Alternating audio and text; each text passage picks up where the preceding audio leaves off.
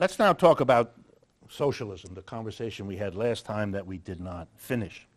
And to get you up to speed where we left off, socialism is something that grows up before Marx. It is a response to capitalism. Socialism has always been the critical response to capitalism.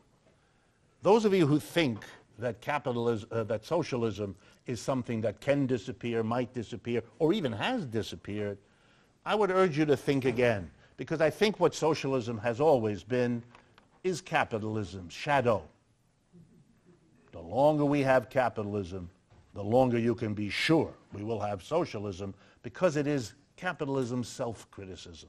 It has been generated by capitalism. As capitalism spread around the world, socialism spread a few minutes behind, and that has always been the case, and it hasn't changed. And that, I think, is an important thing to keep in our minds. Why was it called socialism, this critique of capitalism? This is also extremely important. It was called that because capitalism was identified with individuals. Individuals struggling to make a business, to make the business grow, to gather wealth into their hands. And it created then a gap between those individuals who did that for whatever reason and all the other people who didn't for whatever reason. The employers versus the employees. Those who gathered the wealth and the power into their hands versus those who didn't. And as that system developed, it developed criticism. First, not so surprisingly, from the victims of the process, the people who had nothing, the people who lost in the process, the people who weren't able to compete, the people who had things stolen from it, whatever.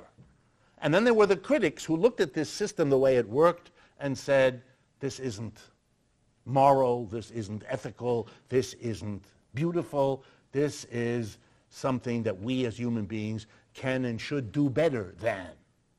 So you had victims and critics, and they tried to develop an alternative. And the alternative they fumbled and bumbled their way to came to be called socialism. Why? Because the idea was we shouldn't have a society where a small group of people control the wealth and power, run the industries, and the rest of us depend on them. We rather think of the society this way. Production is a social activity we all participate in.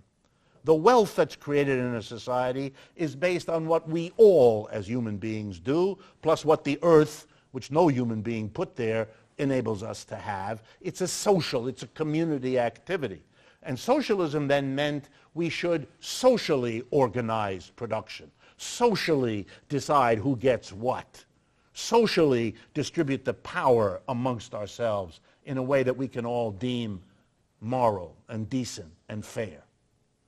And so the idea was capitalism is a system, to be blunt about it, for the few individuals who either inherit the wealth or steal the wealth or make the wealth by dint of hard labor, that too, but who distinguish themselves not by the work they did, the quality of the work they did, but by the wealth they've amassed and the power they've accumulated. And that comes at the expense of everybody else, and that produces a society torn apart by what our man here said: envy, bitterness, rancor, anger, and all of those other things. And the socialists said, no, let's not do that.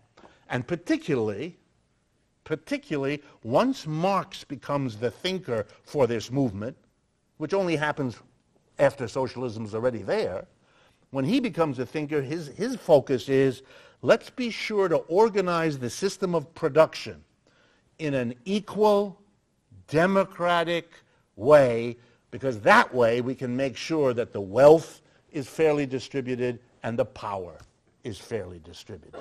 Now that's what socialists were. They were for a different system, okay?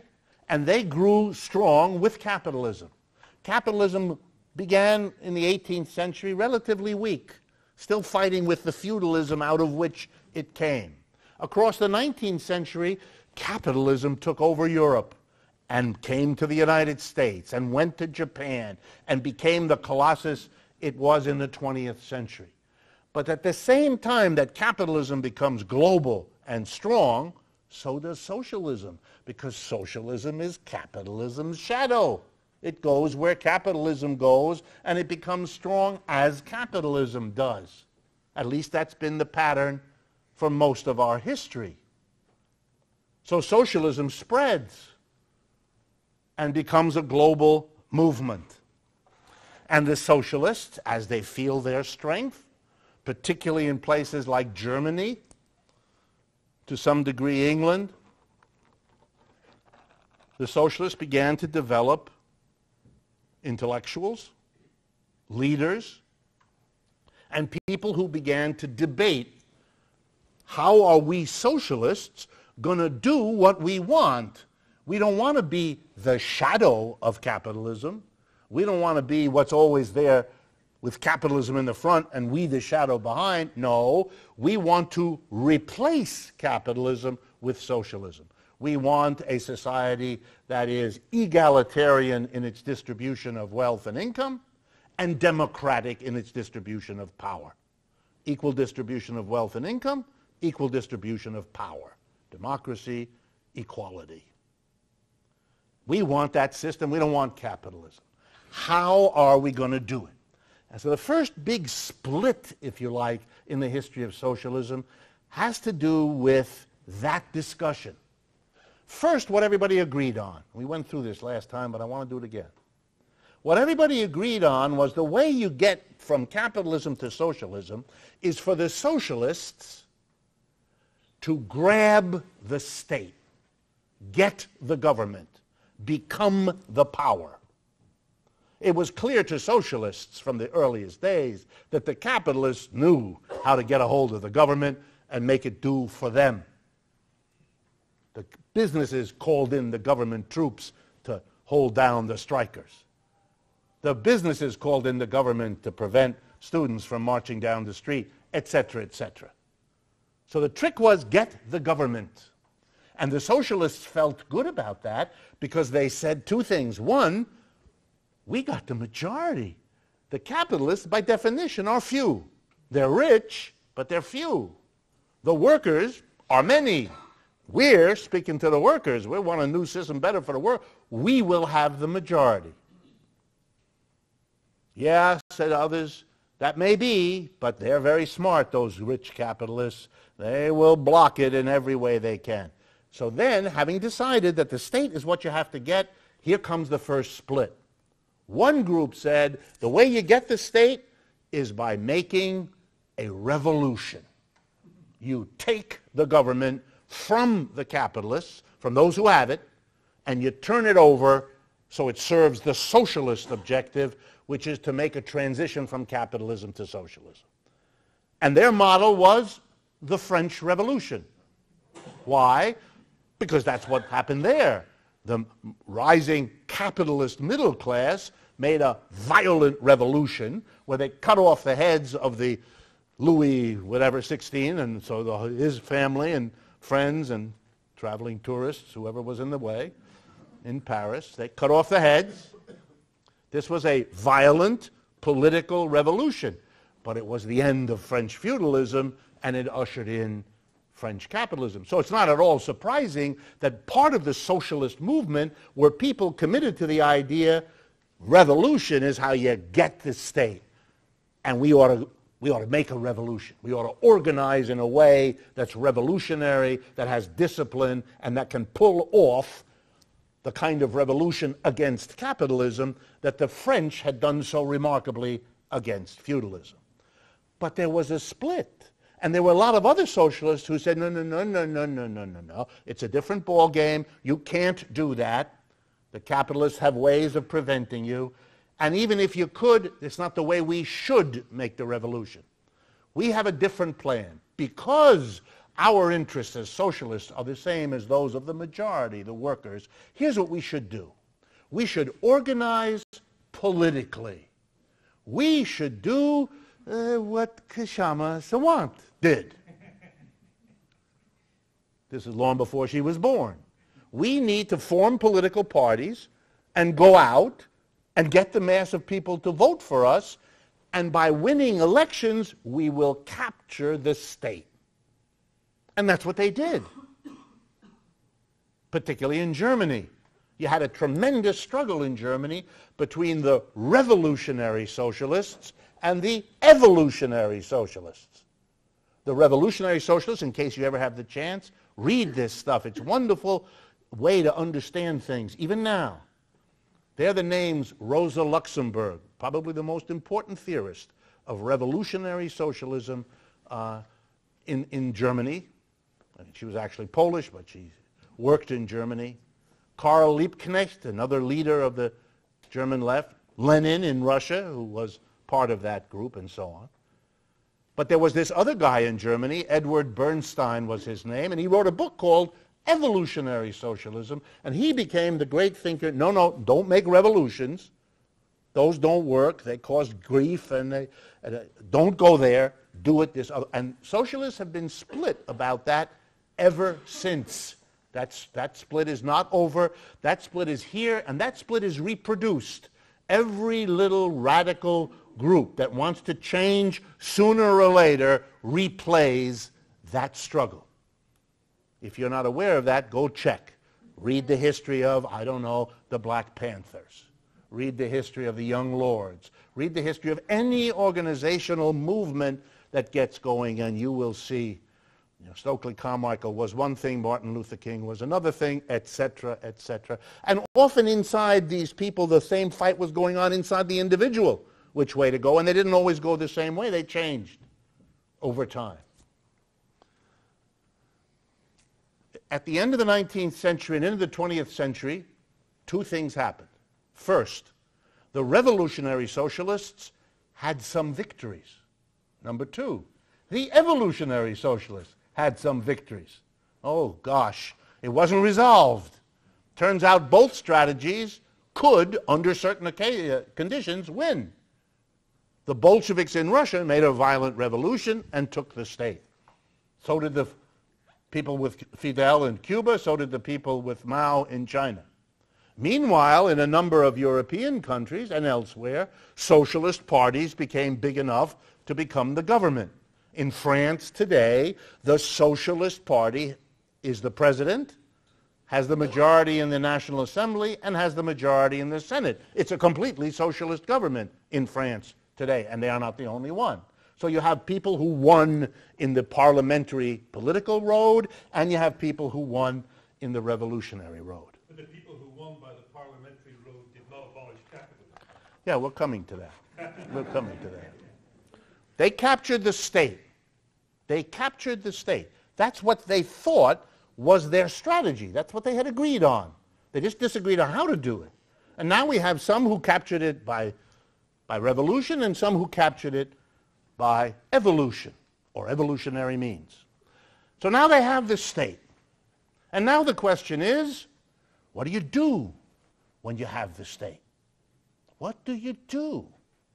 There are jokes, There's a famous joke that Fidel Castro used to tell people who visited, that after the revolution, he called, after they won, they got Batista out of Cuba, and he was flown to wherever he went into exile. And they all sat around, and Che Guevara raised his hand and said, "What the hell do we do now?" Because really, they'd been fighting a guerrilla war for years. They knew how to do that, and they had persevered, and they had won. But when it comes to the next step, what to do, they really didn't know. So what they did was, first of all, to try to use their language, stabilize the situation. A revolution is a trauma. It's a trauma for a society, just like major upsets in a personal life are traumas for us. So the first thing you want to do is kind of get things going again so that the buses run and the food is on the table and people have a sense, okay, we made a revolution, but our lives are going to continue, aren't they? Please? So one of the first things that a revolutionary government does is try to get production going again, get the food and the clothing and the transportation to work. And they ask the workers to come in and do the work. without which the society can't work. And they call it their patriotic duty to socialism to come and get things going again. Successful revolutionary governments, whether they got in by revolution or by evolution, all did that. They all tried to get things going again, figuring that was their first and most important priority. Otherwise, they'd lose the support of the very people who had made the revolution, and that would undo what they had just achieved. So they called the workers back in, everywhere. And when they called them back in, the workers were organized in the offices, in the stores, in the factories, the way they had always been organized. That's what they knew how to do.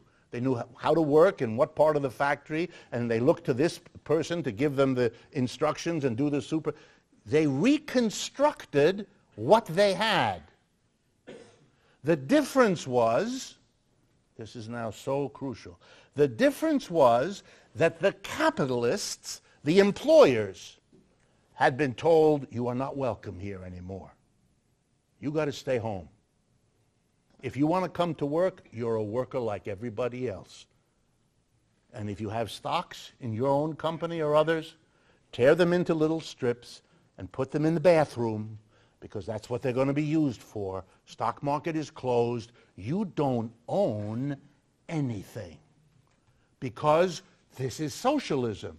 We all own the factories, the land, the stores, because that's what socialism meant. And we're all citizens of the new socialist government that is going to make all of this work. Well, then who played the role of order giver in the factory, the store, or the office? State officials. The government sent people in, some of them, by the way, the same individuals who had been playing those roles before in the private capitalism, but that had their hearts committed to the society, and they were willing to come and work under the new arrangements. But what you had was the state, this is so important, taking over the functions that capitalists had performed before. Lenin gives an amazing speech 2 to 3 years into the revolution. Lenin. And he announces to the Russian people, what we have created here, he said, is state capitalism. Lenin. He said, and that's a good thing, because the state, as the employer, now is in a position to make the transition to where there's no employer at all. Remember what socialism is, the end of employer-employee. No slave, no master, no serf, no lord, no employee, no employer. Socialism is the democratization of all of that. So Lenin said, we've created state capitalism. What does that mean? It means that the state functions just like any other capitalist. He hires workers, he puts them to work, they make the stuff, then they go home, and the state officials are the ones who decide what's going to happen here, what technology is going to be used, if there's profits to be made, how the state is the capitalist. State officials function as capitalists. And what that means is, if you've never thought like this before, this will help you, that capitalism can either be private or state. And it turns out, once you understand that all capitalisms ever have had both of these things. Let me give you a sense here of the United States, which I think most of you think of as private capitalism. The post office isn't private, it's state capitalism. Amtrak is state capitalism. Public colleges and universities are state capitalism. They hire people, they put them to work, they sell a product, they earn the income, they make a profit, and the officials decide what to do with it. It isn't socialized. Socialized would mean all the people who work in that enterprise together would decide. That's not what state capitalism does. State capitalism replaces the board of directors of the company elected by the shareholders. That's how that works in private capitalism. In state capitalism, there are no shareholders. The government owns it. And the government puts officials in the position of the board of directors. And by the way, that shouldn't surprise you, because in the other systems, other than capitalism, the distinction between private and state is exactly the same. Alongside the private plantations with private slaves, there were state plantations with state slaves. In many slaveries, you had state and private slave enterprises. Ditto with feudalism. You had the lord, who was a private person with his serfs, but then there was the king, the government in that society, and he had his serfs. That was state feudalism versus private. So we have state capitalism and private capitalism. But because the big experiments with state capitalism, not always, but often, were made by people who were socialists, a fantastic confusion settled in. And that's why I talk about this so much. And the confusion is that state capitalism is socialism. That what socialism is when the state does it. That was never the idea of socialism. Never. But it became a widespread idea. That's why the French Socialist Party can say, yes, well, you know, we have a big public sector here in France. That's socialism. No, that's state capitalism. You can like state capitalism. For example, as was pointed out to me on the way in here today, quite correctly, that when the Soviet Union was formed and they got rid of private capitalism and they brought in state capitalism, that produced huge benefits for the mass of the Russian people. You can have a very good reason to prefer state capitalism to private capitalism. You don't have to. There are some times when the state takes over and replaces the capitalist when you wouldn't want it at all. One of the names we give to state capitalisms that are horrific is the term fascism. That's when the state becomes a very major player, but not with the ideas or the plans or the commitments that a socialist would bring to it, but a very different set of objectives and priorities. The man whose pronouncement is the most important in creating this peculiar equation between state capitalism and socialism was Stalin. He never said what Lenin did. We created a state capitalism and now we have to do the hard job of making socialism. Stalin comes later. And by the time Stalin becomes the leader in the end of the 1920s, the Russian people have already had a decade of suffering, of privation.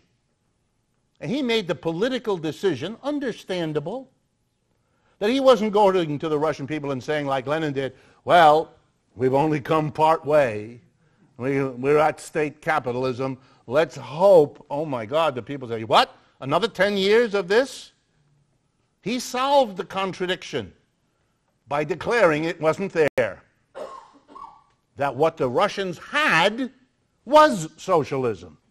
And in that act, he equates the state taking over with socialism. So you didn't anymore have the problem and the question, what do we do when the state is captured by us? There wasn't anymore any problem, because capturing the state by socialists was socialism. There wasn't anything more to do. You just had to make it all work out. Russian leaders were very popular in the 20s and 30s by saying things like, all we have left to do is make railroads everywhere and electricity everywhere. We just have to finish the project. But the revolution has happened. This is a strange move.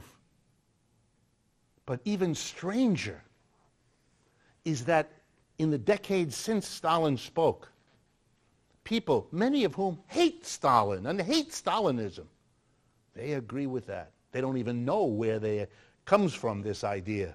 But they agree that socialism is what happens when the government takes over.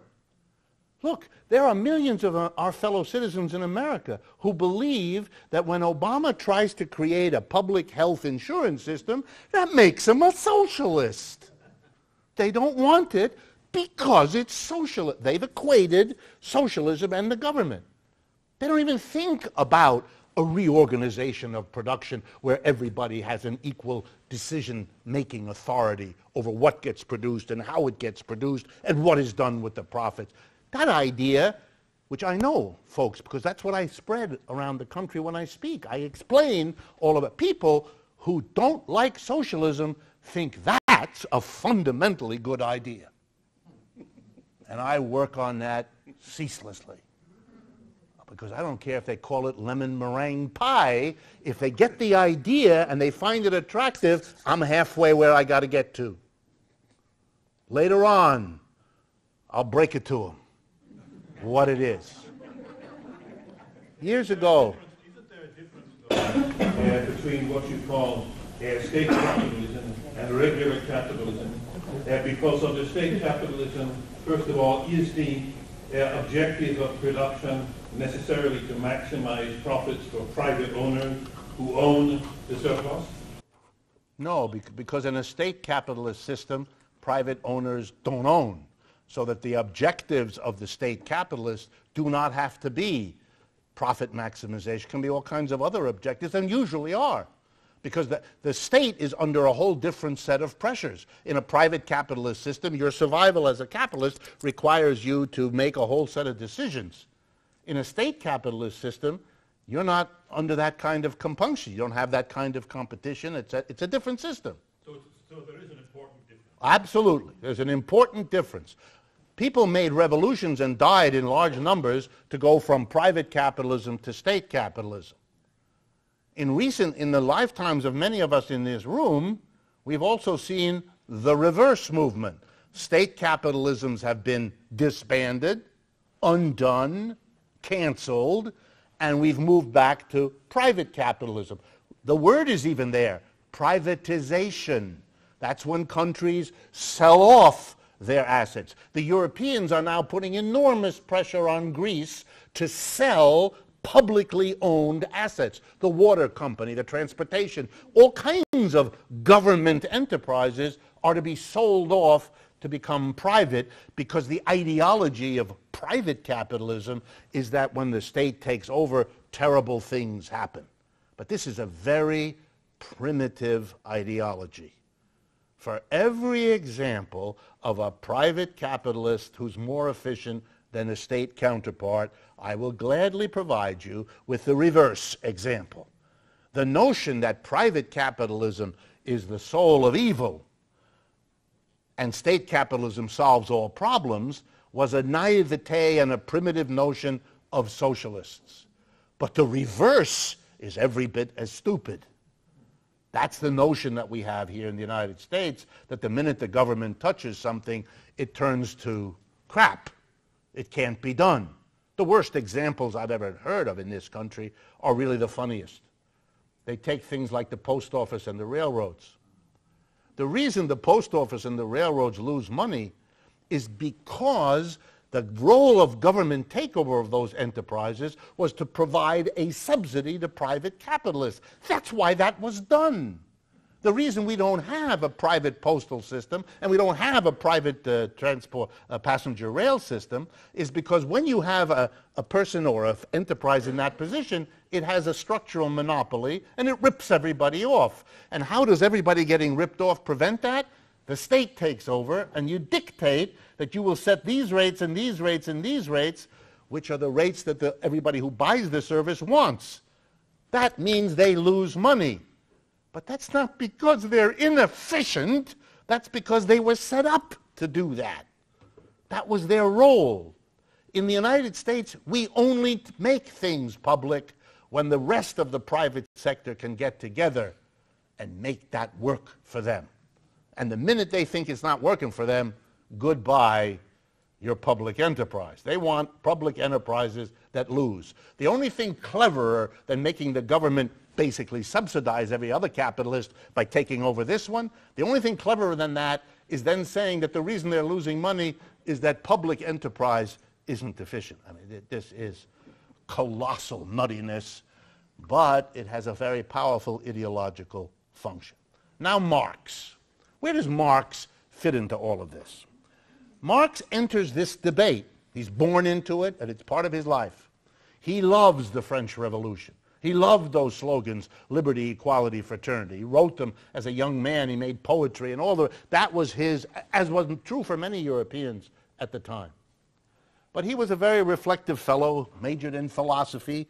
Those kinds of people tend to ask good questions. And he asked himself the following good question, which I guess has occurred to many of you as well. Human beings have been striving for a very long time to have equality and democracy, whatever the words were, to share the wealth equally. Not that everybody gets the exact same dollar amount. You know what I mean. Some will get more, some will get less, for 100 different reasons that the community will discuss and agree on. But we don't create billionaires and poverty. We don't do that. We just don't. Equality. That's why every movement of social revolution or social evolution worth remembering puts the word equality up high on its banner and puts the word democracy. Equal sharing of wealth and income, equal sharing of power. That's been a dream and a goal. So Marx, the philosopher, says to himself, loads of people have made this point. Loads of people have struggled and died to get this equality. And we've made progress. We don't allow some people to be the slaves of other people. We don't allow some people to be landlords and other people have nothing. We've made some strides. But have we achieved equality of wealth and income and equality of power? No. And so Marx says, I have to ask the question, why not? Why were all these efforts by all these people costing so many lives in so many ways? Why didn't they work? And the answer Marx gives is, I'm going to figure that out, and that's going to be my contribution. I'm not going to do what everybody else did because it didn't work. I'm going to try to figure out why we haven't been able to get the equalization of wealth and power that we have as a species struggled for thousands of years. And he came up with his answer. He said, in the past, people have tried to overcome the gaps in wealth and income by squashing them together with a law or a tax or a rule. And they've tried to do something about unequal power by a law or a tax or a rule. It didn't work. They either couldn't get the rules passed, or they got them passed and it didn't have the result they wanted, or they got the result they wanted, but the result didn't endure. For one reason or another, it didn't work. And Marx said there's a reason for it. I figured it out. We never paid attention to something that shapes the distribution of wealth and power. And because we didn't, all of our efforts to make equal distributions came to nothing. The thing that shapes wealth and power fundamentally is how we as a community produce the goods and services that we depend on. Other people hadn't seen that. He said that's where we have to look. We have to look at how we organize production.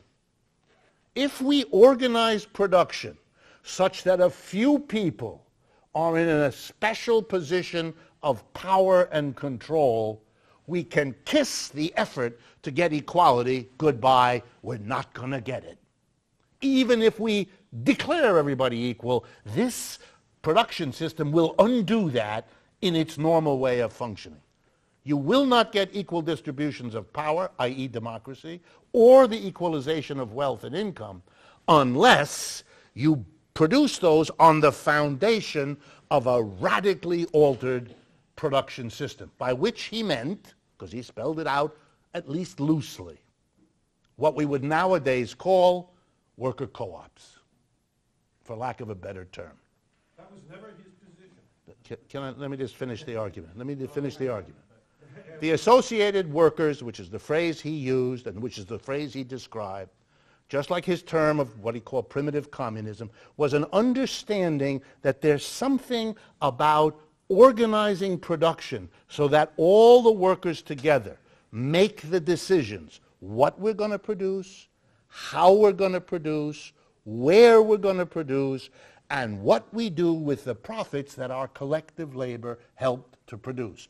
To democratize that process, to create a production system in which we share the decision-making, will secure that we don't divide the outputs so that one person gets everything and the rest have nothing, and will cultivate in the people, in this activity which is where they spend most of their lives, 5 out of 7 days, 8 in the morning till 5 in the afternoon.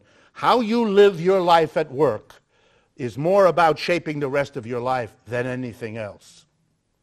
That has to be the foundation. And so he set himself the critique of capitalism in a particular way. The point was to show, that's what Capital as a book does, the point was to show that when you overthrow the slave master, and when you overthrow the lord and the serf, but you substitute employer-employee, you have left in place an unequal production system. Capitalism, therefore, isn't the vehicle, the means to achieve liberty, equality, and fraternity. Capitalism is the obstacle. Capitalism is a way of organizing production that precludes the effort to equalize distributions of wealth and income or distributions of power. In 1960, Michael Harrington writes a book, The Other America, famous book in which a whole generation of Americans discover that there's a lot of poor people in America, a lot of them, and they're all over the place. And people were shocked. Here we are, half a century later, and Barbara Ehrenreich or a dozen others will write us and point out, if we need it again, that we've had half a century of thinking we were able to solve that problem, but we haven't. And that's not because good people didn't try this rule, that regulation, this law, this plan. But if you don't transform the production process, if you don't analyze how some people produce surplus for other people who use it to maintain themselves in a dominant position, which is what capital does, and which then leads to the conclusion, that's what has to be, that's what Marxism contributed. The transformation of the system of production as a necessary component to any project for equality and democracy. That if you let me finish. This is not a dialogue. This is a presentation, and you can wait like everybody else. Okay.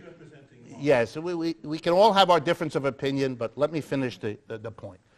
The reason you focus on production is precisely in order to bring that in to the conversation, to make sure that the projects from now on, the projects coming after Marx, don't make the mistake that the projects before Marx made.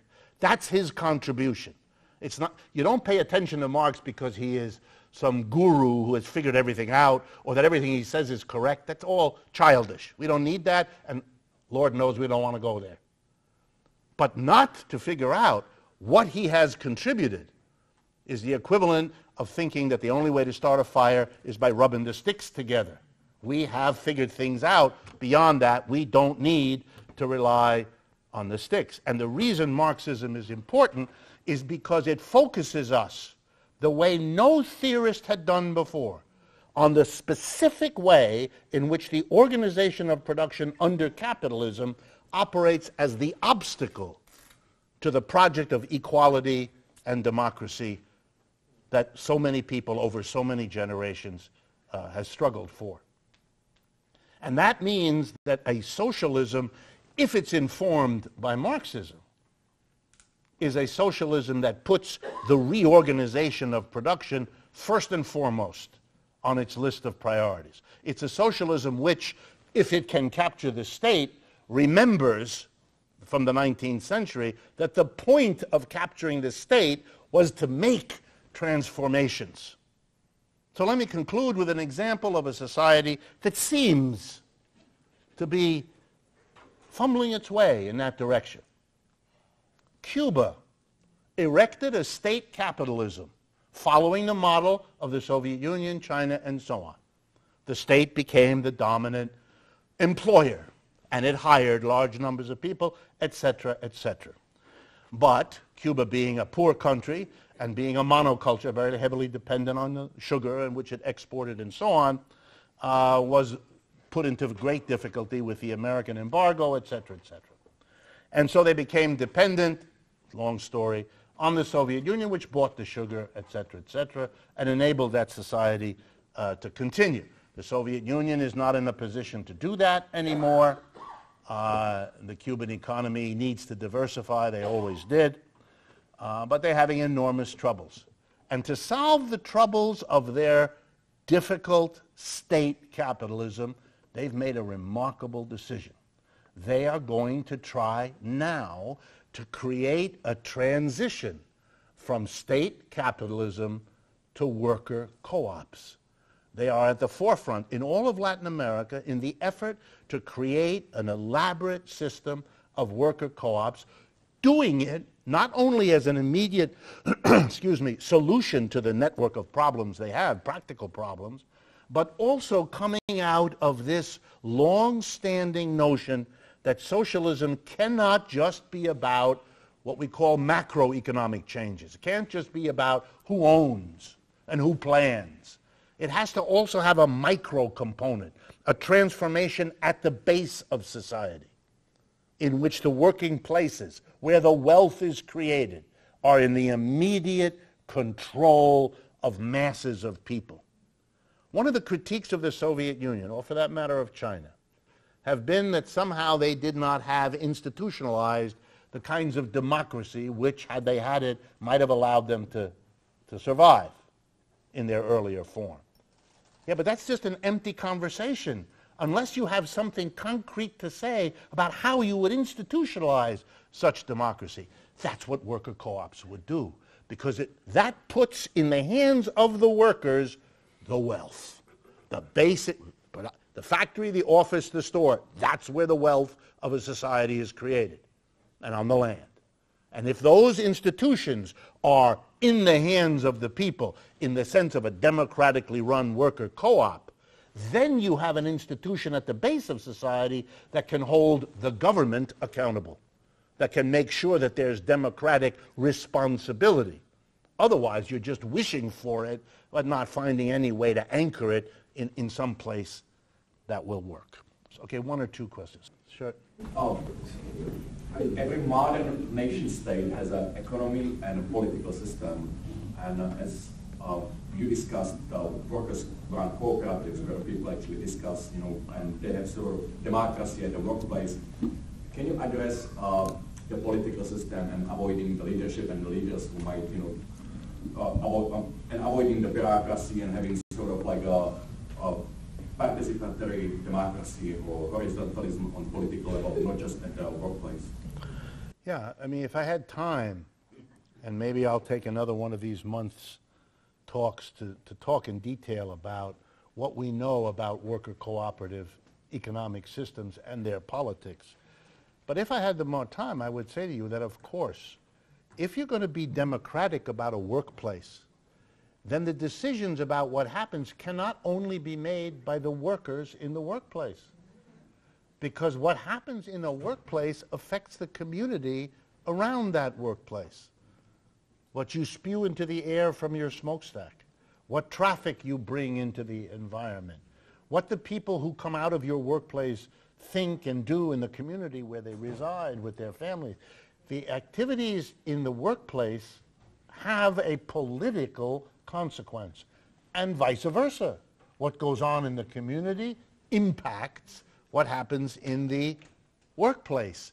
Therefore, any democratization will have to put together a kind of co-respective government, a political system that no longer operates with an iron wall between the politics and the economics, that the democratic political activity in the residential part of life has to be interconnected and interdependent with the democratic activity in the work part of the same people's lives. And there are examples of societies where this has been grasped. In the early years of the Weimar Republic in Germany, there was a parliament based on where you worked and a parliament based on where you lived. And the idea was these two things have to be somehow coordinated. They have to be democratically interdependent. That would be the direction that I would talk about in terms of how to anchor a new society that doesn't have the divisions between economics and politics that we're used to. Yeah, actually, I'm a retired New York City teacher who is receiving a pension right now. But anyway, in the 20th century in America, and to a lesser extent, I think in Europe, where it was somewhat different, a social contract was established between the working class and those in power.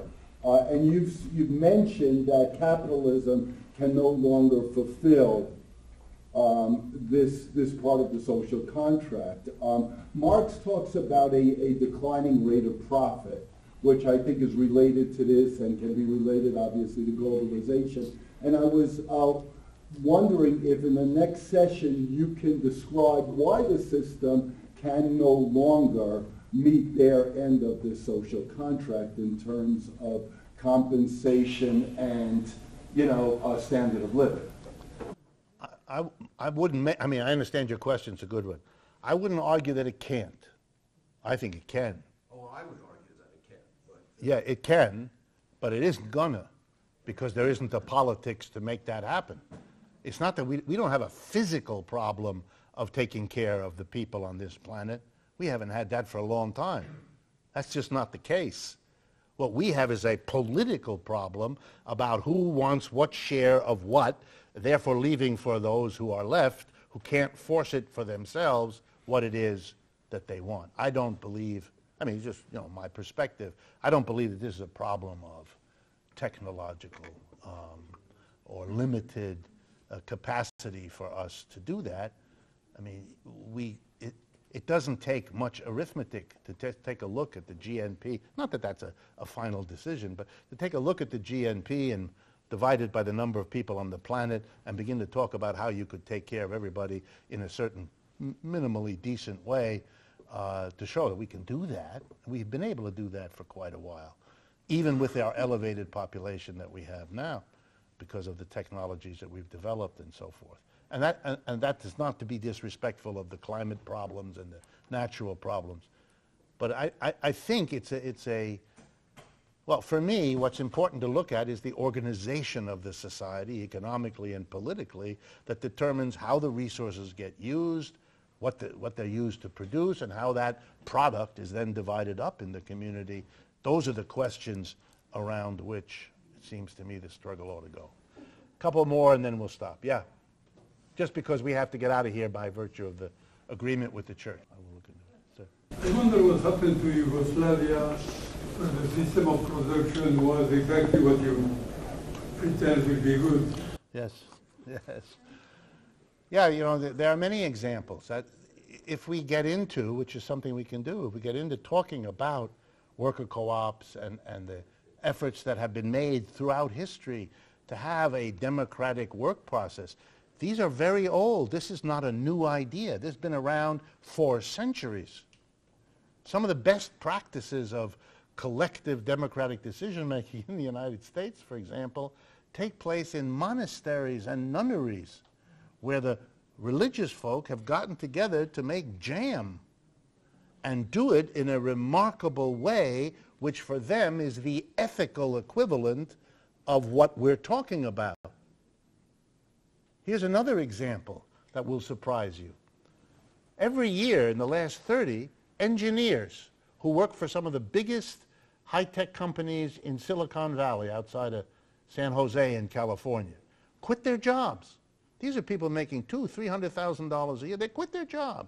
And they get together with 5, 10, 15, 20 other friends of theirs, and they all take their laptops into somebody's garage in the back of their house. And they make a decision. We can't stand working for IBM or Cisco or any of the other big giants. We hate coming to work with a tie and a jacket. We hate that supervisor who tells us what to do. We hate being unable to bring a Frisbee. We hate being unable to come high. We hate all that. So we're going to make our own business. And in our own business, we're going to be completely different. Everybody's equal. I've been to these places. They're there. Everybody's equal. No bosses, no bossed. Monday to Thursday, we come and we work on the software or whatever it is we make. Friday, we come and we sit around all day. We have meetings and we decide what to produce, how to produce, where to produce, and what to do with the profits. When I've talked to these groups, I've discovered, one, they're mostly Republicans. They are. They think of what they've done as entrepreneurial innovation. And I go back and I say to them, as I say to you, lemon meringue pie, I don't care. But I got to break it to you. You're doing just what Marx had in mind. And what do you think about that? They're aghast. Then they start to laugh because they understand the absurd irony that they have done, and then I start tutoring them. See, you know what you did? You made a critique of capitalism, but a real one. You walked away from it. You quit. You said, you don't have for me what is going to keep me here. I don't care that you give me $200,000 a year. I want a different life. I want to come with my kid. I want to come with my dope. I want to come with my Hawaiian shirt. And I want to be, I want to do things, but it's very important. I want to do things in a radically different way. And let me provoke you with this. So I don't want you to see it as just some sort of humor here, because it's serious. Many of the great innovations made in Silicon Valley over the last 50 years were not made by capitalist enterprises, folks. They were made by communist enterprises. That's why those people quit those jobs. And if you ask them, they say, I'm 50 times more productive working in this garage with the other friends of mine than I ever was in, whoa! Then it turns out that what capitalism boasts of, its great breakthroughs in Silicon Valley, weren't made by capitalists at all. They were made by refugees from capitalism who set about producing an enterprise that is precisely what we're talking about. And you shouldn't even be depressed by this. Do you think the people who began to create capitalist enterprises out of the breakdown of feudalism in 16th and 15th century Europe, you think they were aware they were starting capitalism? They had no idea. The word didn't exist. They did something that made sense to them, which a century later became conscious and got its name.